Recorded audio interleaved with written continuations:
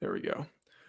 Welcome, folks, to the State of Football presented to you by NFL Draft Bible. Now, I am not Rick Saratella today. However, I am Joe DeLeone. I've worked with Rick and also Ryan. I'm the host of the Believe in NFL Draft Prospects podcast, as well as the Locked On Irish podcast with Ryan Roberts. So I do have familiarity working with NFL Draft Bible. This is my debut as the host, being thrown right into the fire. You could probably hear me on Saturday, though I will be coming on the morning show for Saturday football and all that good stuff. But today we have joining us for the first part of the show, special guest Dane Vandernat, the director of college scouting for the NFLPA Collegiate Bowl, former director of pro personnel for the Oakland Raiders. Make sure you check out the NFLPA Bowl Collegiate Bowl website for the entire watch list, collegiate.nflpa.com. Dane, thank you so much for taking the time to hop on here. How you doing? I'm doing great, Joe. Appreciate you hosting the show today.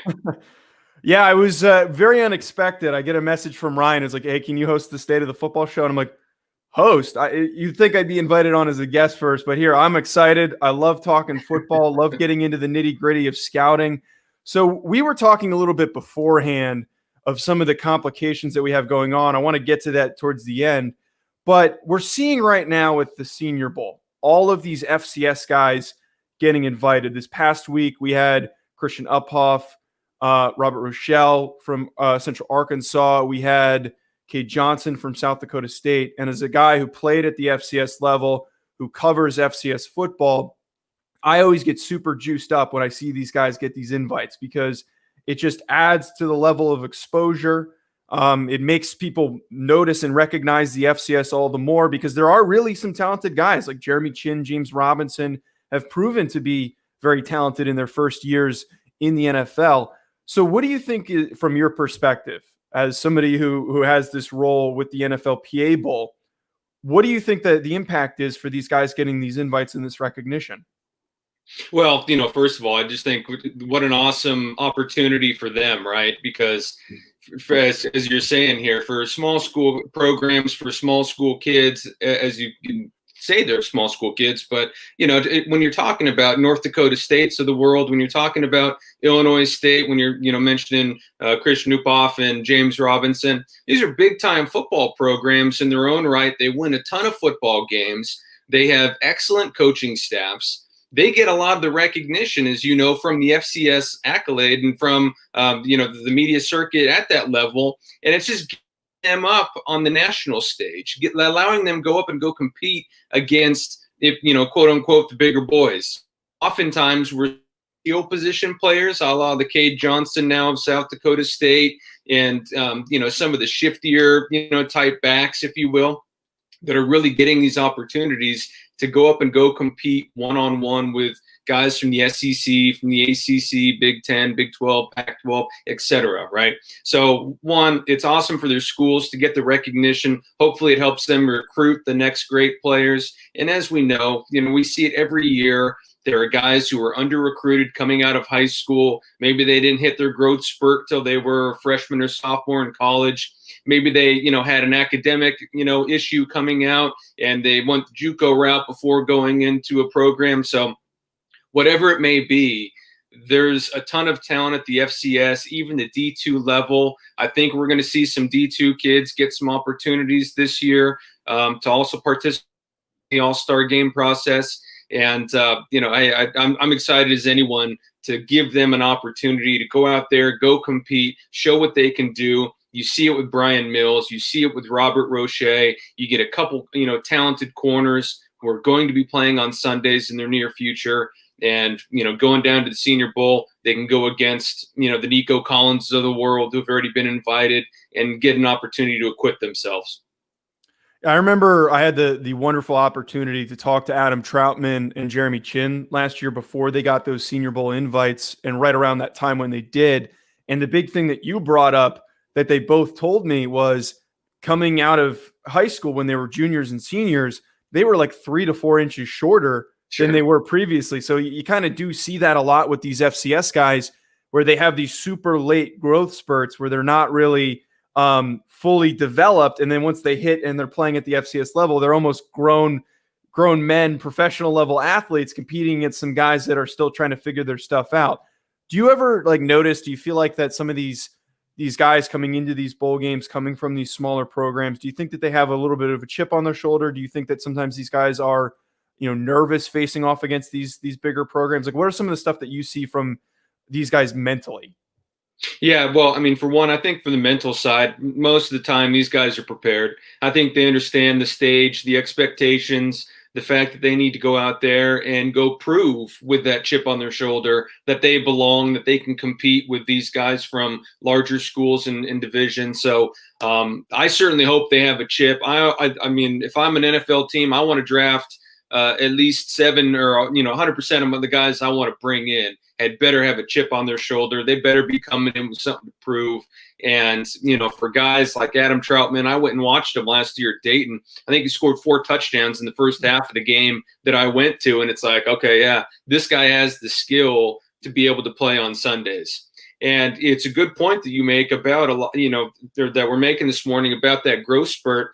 Every year in draft meetings, we're sitting there as an NFL scouting staff talking about he's a rookie, he needs to get stronger. He's a rookie, he needs to get stronger. I mean, it's just on repeat, right? Because colleges, especially if you're not at Alabama or Oklahoma or Ohio State, a lot of these programs don't have the resources. They don't have the food. They don't have the nutrition. They don't have, the juice bars and the shakes and everything to be able to really beef up their players and put on a lot of that quote unquote good weight. So, it's always a recurring theme every draft cycle when you're sitting here, even talking about first round players, second round players. Hey, they need to get stronger. They need a year in the weight room. Everyone's going to spend their time in January, February this year preparing to run a 40-yard dash, preparing to run a 3-cone shuttle. And you know what? That doesn't always translate to great football functional play strength.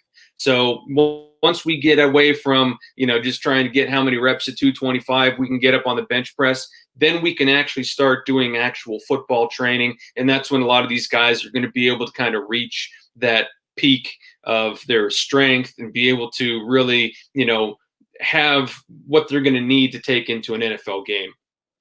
Yeah, it was so funny. And you brought up how there's not the same level of resources just because they don't have that same level of funding. When I was preparing for my pro day at Test in Martinsville, New Jersey, I was talking to some of these other guys that were at these bigger programs, like Miles Hartfield. He played at Ole Miss. Kyle Markaway played at South Carolina. And you're talking to some of these guys and some other players that I know from other programs that weren't at Test. They're telling me how they have like a whole training table. They get meals after games, and you hear about all the various resources. We would, after lift or practice, the most that we got was a carton of chocolate milk. That was our level of nutrition that they were able to afford to give us. So there's just varying levels, and you kind of you have a little bit of a setback of being able to be prepared for that NFL level. These big programs are basically preparing those guys to go out there and compete on Sundays. They have that because that's the level of professionalism. But because these smaller programs have so little funding, you're just trying to kind of get those guys by, keep them healthy, keep them safe, and make sure they have enough calories in their system. So I want to discuss, though, the impact right now that we have with COVID on some of these smaller school guys getting invited to a game like the NFLPA Bowl, because the Senior Bowl, those guys are right now, a number of them are draftable prospects. Some of these FCS guys may be getting invited to an NFLPA Bowl. You might have some draftable guys in there, but I feel like a majority of them might be more UDFA players.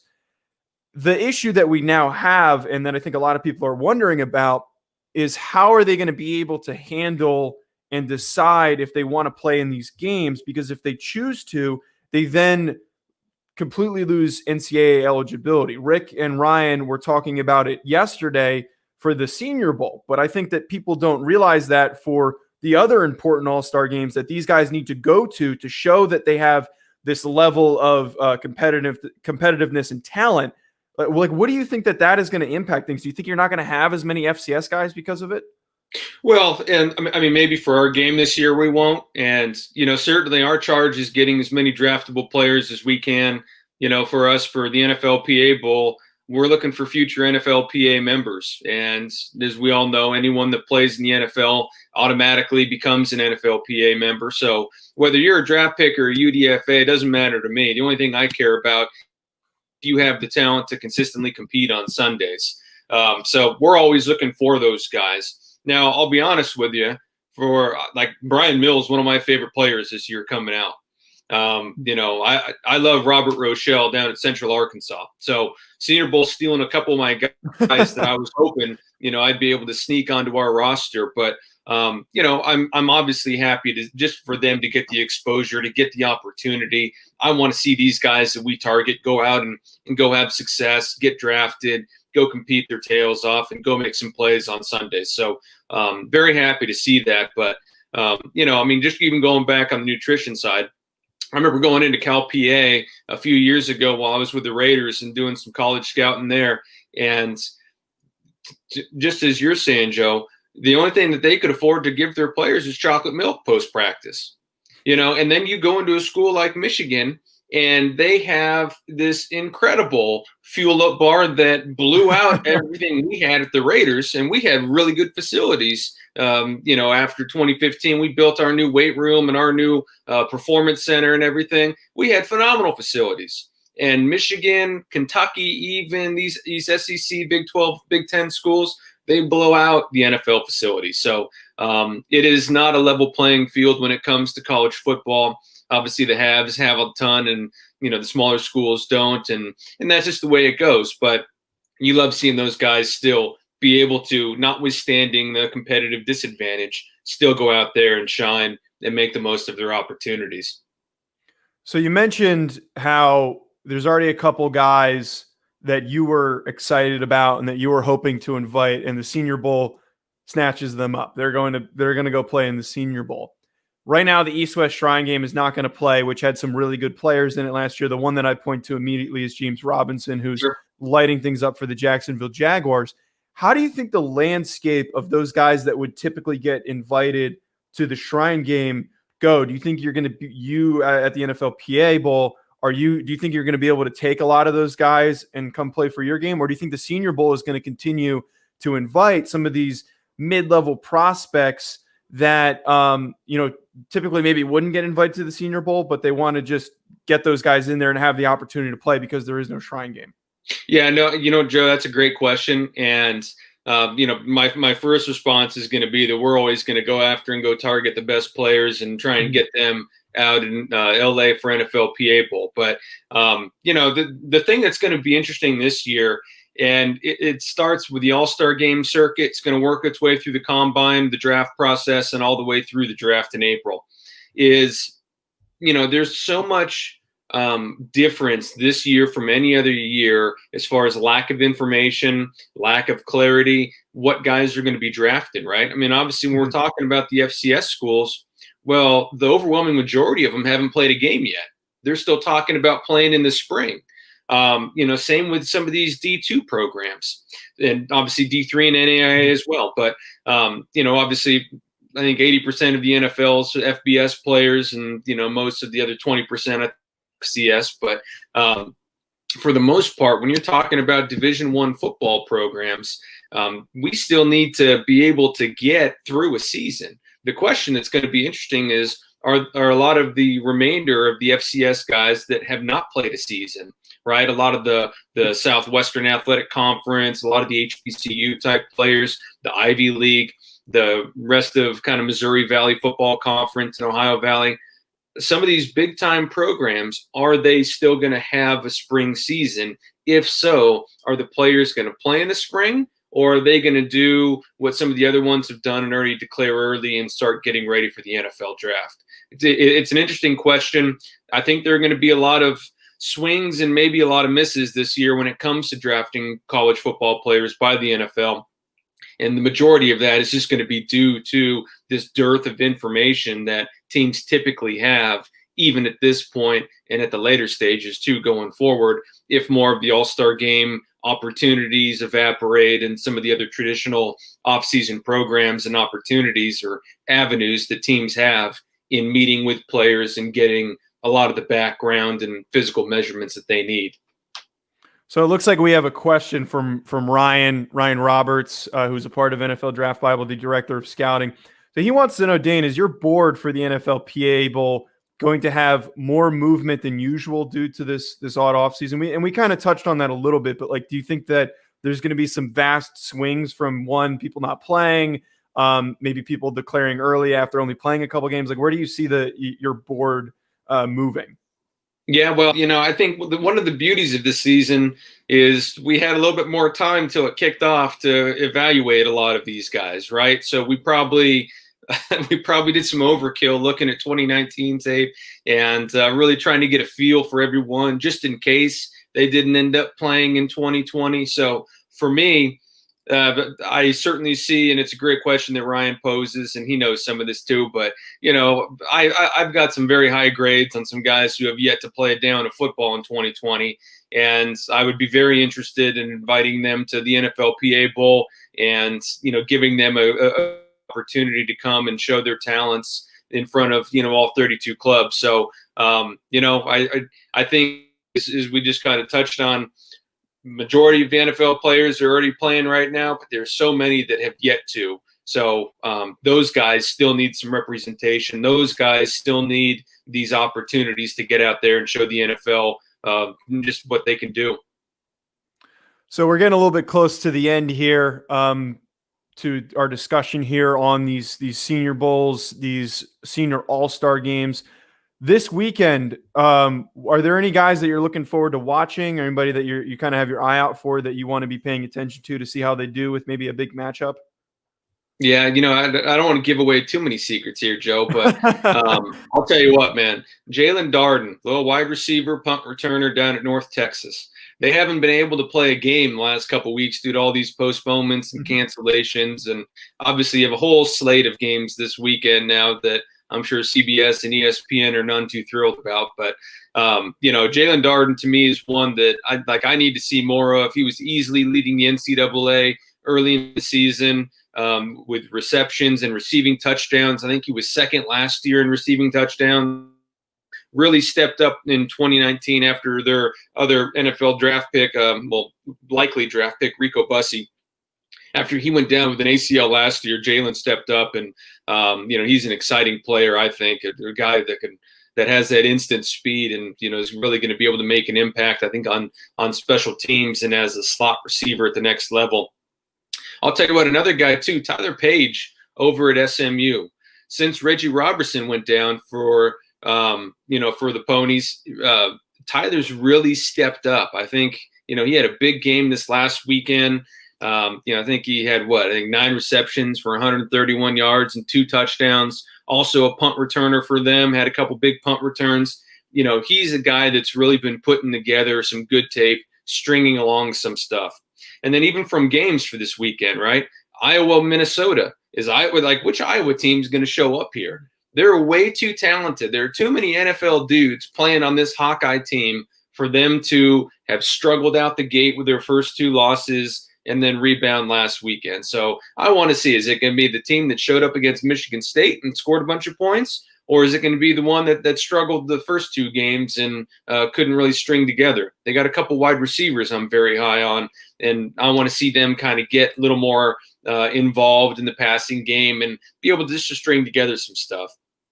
And then even out west, I think Oregon, Washington State, 2 teams that, put up some big numbers last Saturday. I think you've got the new coach at Washington State who, is trying to, keep that program, inching ahead after Mike Leach left. And even with Oregon, man, I'll tell you what, you sit there and think they'd lose Justin Herbert.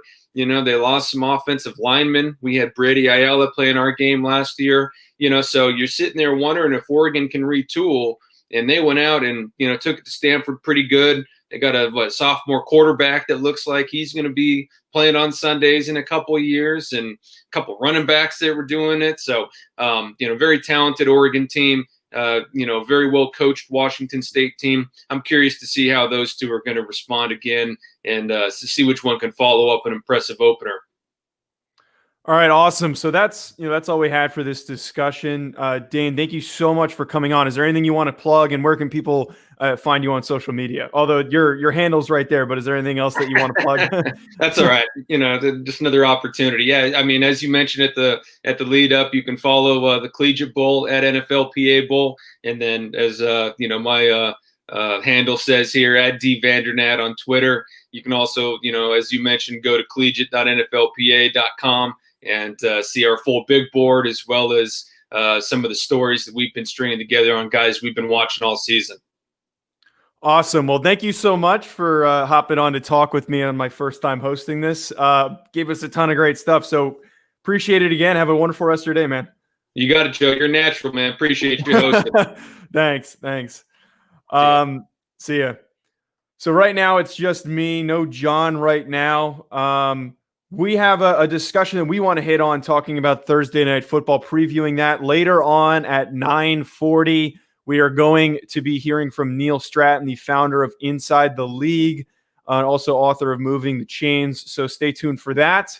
Before, though, folks, you're tuned in for the State of the Football, weekdays, 9 a.m. Eastern Time on NFL Draft Bible, your new home for real football talk in the mornings. Make sure you take advantage of the NFLDraftBible.com November 2nd. Remember, promo, save 50% off any product, service, or seminar on the website.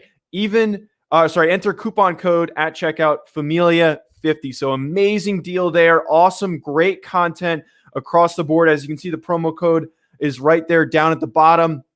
Folks, make sure you go and check that stuff out if you have not done so already. I know that I'm a big fan of Friday Night Scout School. If that's something that you're interested in and you want to learn more about scouting, that is 100% something that you should go and check out.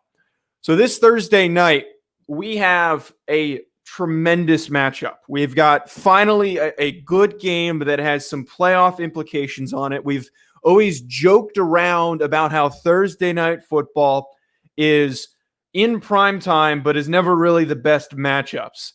Last week, we had the perfect example of that. On paper, at the beginning of the year, it sounded like a good game, 49ers versus Packers. But instead, because the 49ers were dealing with some serious injuries, it ends up being sloppy. It ends up being ugly quick because the 49ers were basically playing with practice squad players at the receiver position and at a number of other positions, a backup quarterback because Jimmy Garoppolo was hurt.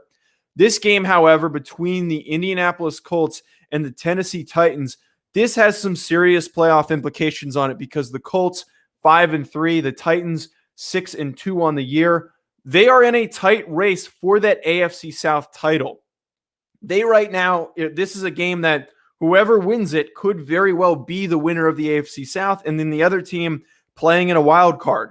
Or conversely, if someone loses in this game, it could be the path towards a downward spiral that could possibly push a team out of the playoffs. I don't really see that happening with Tennessee, but maybe for the Colts, a tough loss like this, going to Tennessee, that could be enough to your team mentally to kind of check yourself out for the rest of the season and get inside your own head. But this game, very, very important. Indianapolis started a little bit slow this year. They have, they've really ramped things up defensively, has been a big reason why they've been so good. Obvious, their heartbeat in the center of that defense, Darius Leonard, has proven to be so talented and so impactful, along with some other really talented guys along their defensive line, some underrated players in their secondary. But what has continued to carry them offensively is not Phillip Rivers. Phillip Rivers has been serviceable as their quarterback. He's gotten the job done, but what is really pushing this team forward and keeping them at a competitive level is their offensive line and their ability to run the football. You just look at the guys that they have across the board, Braden Smith, Quentin Nelson. This is one of the best, if not the best, offensive line in the NFL right now. That offensive line is not only protecting Phillip Rivers, who tends to be turnover prone, they're also clearing some serious paths for running backs that maybe wouldn't typically have huge production. So Jonathan Taylor, for whatever reason, has seen a dip in his touches. He's not getting as many touches as he was getting early on in the year. For some reason, Jordan Wilkins, I think it's like their fourth string running back behind Nyheim Hines. He got a lot of touches last week. For some reason, they're more reliant on Jordan Wilkins.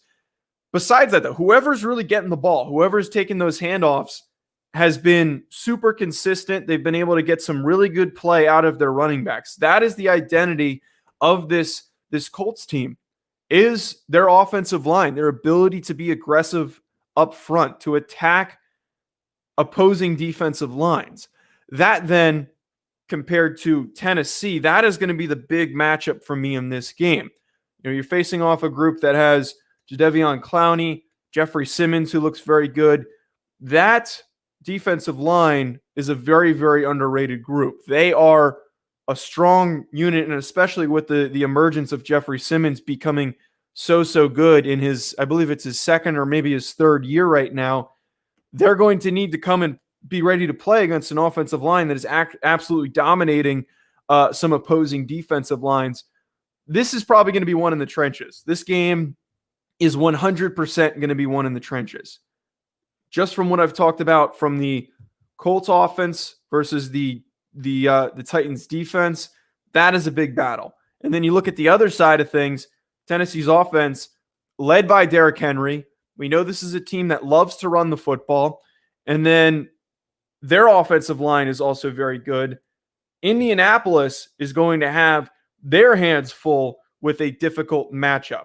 So both sides are run-centric teams. Tennessee a little bit more. This game is probably not going to be very high scoring, considering the implications of how both of these teams are currently structured. So just to throw out there, Rick, of course, in the show rundown, wanted me to add in that his pick for the State of Football Pick'em contest, the Titans cruise easy on this one behind Derrick Henry 27-17. So I agree with that one from you, Rick. I think that definitely makes a lot of sense. This is probably not going to be a high-scoring game. This is going to be a game that probably features both teams going over 100 yards rushing, probably not a whole lot of passing. And whoever runs the ball the most effectively is going to win this football game. It's not going to be a matter of who can stretch the field. We just know that that's not the identity of both of these teams. For me, if I had to pick what I think that the final score is going to be in this one, and Tennessee bolstered their defense last week. They added Desmond King. So that, for me, is a huge positive. You're adding a really talented slot corner, nickel corner. For me, if I were to go with the score prediction, I think I'm going to lean towards what Rick was picking. I think I'd probably go with around like 24-10, maybe 24-17, maybe make it a little bit closer in favor of Tennessee. I think that Indianapolis is good. They're a good football team, and I think that they have what it takes to push themselves into a wild card spot. They're obviously the second best team in the AFC South, but what concerns me with Indianapolis is their inability to step up to these huge occasions of having to face really good opponents. We saw the perfect example of that when they played the Baltimore Ravens. That's a game that they have to win. That's a game that they have to come to play. And they didn't really play up to the level that I think many people expected them to, many people had hoped them to. That is what really worries me in this. You're traveling to Tennessee. You're facing a team that has been dominant a majority of the season. Good defense, really good run game, sets the tone early. That is pretty much everything stacked against Indianapolis. You're putting yourself into a very, very difficult spot having to play a team that is, and I get it, the Titans aren't as hot as they were previously. They lost to Cincinnati. That kind of took a little air out of them. But this was one of the hotter teams early on. They still have a little bit of that momentum. This is really not a very, very good matchup for Indianapolis to have to face on Thursday Night Football. But, I mean, at the very least, though, I'm at least excited that this game is going to be an important one. This is going to be a competitive one. I think that this game is probably going to be close up until maybe the halfway point in the third quarter or the start of the the halfway point in the third quarter, start of the fourth quarter. This game is going to be close. It's going to be hard fought. Both teams are going to come out swinging because they know the importance of this game halfway through the year. You need to come out. You need to win against your divisional opponents if you want to make a push for the playoffs. this game is probably one of the most important ones that the Colts are going to have to deal with this year. Coming up soon in a minute, we're going to have Neil Stratton coming on to discuss, a number of things regarding the All-Star Game buzz, and then some of his other various bits and pieces of content that he wants to bring up. That'll be coming up very shortly in 1 minute. So John's still not here, though. This is just going to be me for the remainder of it. We've got about 20 minutes left in the show. Again, Neil Stratton is going to be coming on. You're tuned in, folks, for the State of Football weekdays, 9 a.m. Eastern time on NFL Draft Bible, your new home for real football talk in the morning. Subscribe, all access to the NFL Draft Bible today, and receive membership to the new NFLDraftBible.com launching soon. New disciples will also receive a free copy of the new book, Scout Speak, by Neil Stratton of Inside the League. So again, Neil coming on. I've heard a lot of very good things about the book that Neil has written. I'm actually kind of fiending to get a copy of it. So maybe I can talk to Rick about helping me get one of those free ones now. But I've heard a lot of good things about this book. Being a part of NFL Draft Twitter, the one thing that just keeps circulating is how great Neil's book is. So it'll be interesting to talk to him a little bit about that, and also some of his seminar series and some of his other various content. There we go. Hey Neil, how's it going?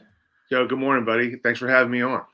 Yeah, thank you for coming on here. My first time hosting this, but appreciate you coming on to talk about some of this All-Star Game buzz, and then also some of your various content. So at the beginning of the show, we were talking with Dane earlier about some of this All-Star Game buzz, and kind of looking at the Senior Bowl, we're really starting to get a lot of momentum for these guys to get some serious invites, a lot of FCS guys.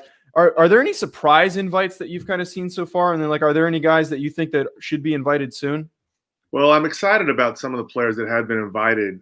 Without going through all the names, there are some players from smaller schools that we haven't seen as much. And that's going to be, I guess, every year you're going to see that. I'm kind of interested in Sam Ehlinger as well. He's really kind of not in the conversation when it comes to the top quarterbacks, but he offers an interesting skill set.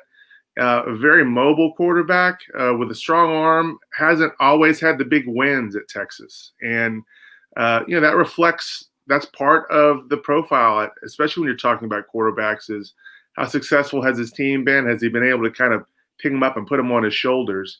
Ehlinger has had, again, he's kind of had his ups and downs at Texas, more ups and downs, but he's not in that elite conversation. A good week at the Senior Bowl could vault him into that tier, though. So I'm really excited about watching him and kind of seeing what he can do when he gets his chance. Of course, again, we still don't know exactly what the Senior Bowl is going to look like this year from a process standpoint. Will it be 2 weeks? Will it have expanded rosters? Will it have a reduced amount of time? Will the practices be in pads? What will the testing look like? I mean, there's still a lot of variables there, and I applaud Jim Nagy for plowing ahead and really trying to make this thing as normal as possible. It's just difficult in this landscape, obviously. Yeah, you talk about how things are going to look for this game.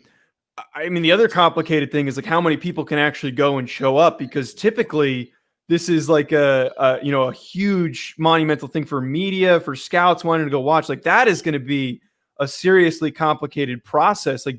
How do you think that might look? Do you think that they're going to have to restrict some people going to the Senior Bowl? Or, I mean, if you're unsure, it's okay, but how do you think maybe the best way to go about it? Well, I think, typically the week starts with the weigh-ins on Tuesday, and that's a big deal, and attended by, virtually everyone who's there. And I don't know how to guess how many people will be in there. Probably maybe a couple thousand, maybe 3,000. It's in a relatively small venue, and I can't imagine they'll let everyone in there. That may be restricted only to selected team personnel. Certainly no agents. Greatly reduced number of media and that kind of thing. As far as the stadium, having never been in South Alabama's new stadium, this will be the first year there, only been in Lad Peebles. I don't know exactly how they'll control that. Typically you're not talking about 25, 30,000 people being at a typical Senior Bowl practice. So the numbers are a lot lower, and it should be easy to create distance among people. With that said, they still probably are going to monitor how many people come in. So I'm not sure yet, and I haven't spoken to Jim about those details yet. I'm not even sure if Jim's made those determinations yet, or if the state's going to get involved. But that's going to have a big impact. That's one of the things about the Senior Bowl. The city really rallies around it, and you've got people that come out, kind of from all walks of life, and you've got typically the kids walking up and down the stand selling candy bars, and it's kind of got its own little subculture, kind of a cottage industry for Mobile. So I'm not sure, exactly what that'll look like. I mean, and again, without having studied, how Alabama's handling the pandemic, I don't know if there'll be restrictions at the restaurants. I don't know, if the lobby of the team hotel will be restricted. That's almost kind of like a football bazaar, the mezzanine level there, where everyone kind of goes and hangs out during the week. And that's, again, kind of what gives the Senior Bowl a sort of community, kind of a camaraderie, because that's where everyone kind of goes and stays and walks around and catches up with people and even talks to players as they walk through. So I don't know. It's going to be, we'll see. Right now, the Senior Bowl looks like one of the only games in town, given the all-star landscape and how much it's changed so far, with the Shrine Game going away, the NFLPA facing stiff challenges, and the College Gridiron Showcase being really the only other game that has come forward and said we're going to play. So no matter what we get, it's better than nothing. And in the circumstances that we're facing right now, I'm pretty excited that they're still continuing to planning to play. Yeah, and the one thing you hear from a lot of people, and you could probably attest to this in the draft industry, is, and those that cover it, those that are scouts, is like this is one of a big networking event, the Senior Bowl. So that's definitely going to complicate things, because you can't really go up and introduce yourself to people. You can't go meet people because you don't know how uncomfortable somebody might be if you try to do that. So that's like that's a big complicated issue that they're going to have to figure out. We probably won't know until right before the Senior Bowl if they're limiting people, how they're going to go about it. But the one thing that you brought up, some of these complications already with the NFLPA Bowl, and Dane talked about it a little bit earlier as he's on the scouting side with them. The CGI, I participated in that last year with the specialist group, and there were tons of people everywhere. So I think that is probably going to be a very, very complicated event for them to coordinate and handle, with all of the people that have to go to that event and participate in it, because it's a full event that's not just a game. It's a lot of different moving pieces.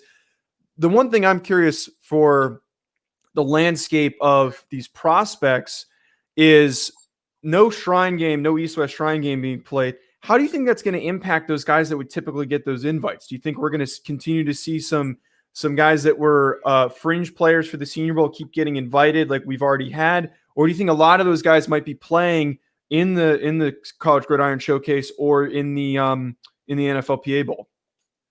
Well, I know it's, I'm a board member for the CGS. We're hoping that a lot of the players that would have gone to the Shrine Game wind up on our roster. And we're certainly going to be giving those players opportunities, and that's very important to us. Even if the week of practice is impacted and the way we do things is impacted, it's very important. And I think people who listen to this show, who watch this show, are aware of this, but interviews are really important. And teams don't get a chance to do that typically during the season, certainly not to the degree they would like to. Get this year, even less so than they ever have. So this is going to be the first time that scouts will be able to sit across the table from players and ask them the tough questions. If they've got a suspension in their past, they've got an arrest, and they've got a family history that needs to be kind of sorted out, then all those things will be discussed and talked about, and they'll get answers at the CGS. In addition to that, obviously body types are important. Teams want to see what a player looks like in shorts, and has he developed his body? Is it the way it needs to be? Are there serious injuries or whatever that you can kind of see visually are an issue? And so at the very least we'll cover that, and at the very least we'll check those boxes. As for actually what's happening on the field and what kind of drills we can actually have the players participate in. That's still a little bit up in the air. I'm not really sure, and Jose could speak to that better. But again, I'm really applaud Jose for moving forward with this. Really wanted to take the chances, and things might. I mean, the possibility exists that we may get all this stuff together, and then especially if there's a national kind of mask mandate, we may have to pull the plug at the last minute. I hope that doesn't happen. But to answer your question, I do think we're going to have a serious move up in talent. I'm excited about the players that we're going to have there. Don't have any specifics yet on which players are there. Jose hasn't authorized me to release any names yet. But I'm looking forward to it. It's going to be a lot of fun, and I think it'll be, again, an important part of the NFL calendar this year. Yeah, I remember last year, again, when I was there, I participated in it. The specialist side of things was a lot more condensed. It was just a one-day part of it. But I remember I spent, there was 4 or 5 hours where we were sitting and waiting for guys to get called in for interviews. And that was, that's something that's very, very important. That was probably the most important part of it, was separate from the on-field performance, was those conversations and some of the guys that were there getting to talk to scouts that wanted to get to know these guys better. So that's obviously a complication. Where can you really hold that? Can you have a certain amount of people in that giant facility that you guys were able to use? So that's a lot of complicated stuff that you guys are possibly going to be having to deal with. So right now we have Neil Stratton again on, founder of Inside the League, author of Moving the Chains, and then also just released your book, Scout Speak, which again I was talking about, keep hearing fantastic things about. You also recently have been doing some seminars, the fourth quarter series, Riley McKenzie seminar. Can you kind of share some thoughts on that, and then also maybe some other seminars that you have coming up? Sure. Well, we just finished our 4-week series. We call it the fourth quarter. We have it this is our first time having it, but we're going to have it in the last 3 months of the year, each year going forward. And so Raleigh wrapped up our series. Week 1 was Danton Bartow, who was with the Rams. Week 2 was Doug Whaley, who was the Bills GM, obviously. And then we had Ahmad Russell, formerly of the Colts, and then Raleigh last week. And it was a great series because, especially for, I think, people who are aspiring scouts, because I think they got to get past just what you see on draft Twitter. I mean, obviously developing your eye as a scout is very important, but I think that all 4 of them really brought out the personal, maybe the networking aspect of how you get a job in the NFL. Relationships are so important, and each one of these guys have their own personalities. Obviously, they've got their own groups of friends. They all have their own interesting stories about how they got into the game. And the feedback that I got from the people that participated was that really kind of opened their eyes a little bit. There's not just one road into the NFL. There's several, a lot of different ways of doing it. But the commonality of all of it is that you have to know someone, and you have to prove yourself to someone before you're going to get that shot. And each one of these guys did that in their own different way. And hopefully that's what kind of expanded the horizons of everyone who participated. I know that it was very interesting to me to hear all those stories. It's always entertaining to hear how people make it in the NFL. There's usually some unique aspect to it that you never would have thought about. And it's always interesting to see how the NFL is kind of built together. Everyone's kind of on. There's all the roads lead back to one. It seems like everyone kind of knows somebody, and everyone kind of knows another person, and so it's almost like a big puzzle that fits together in a unique way.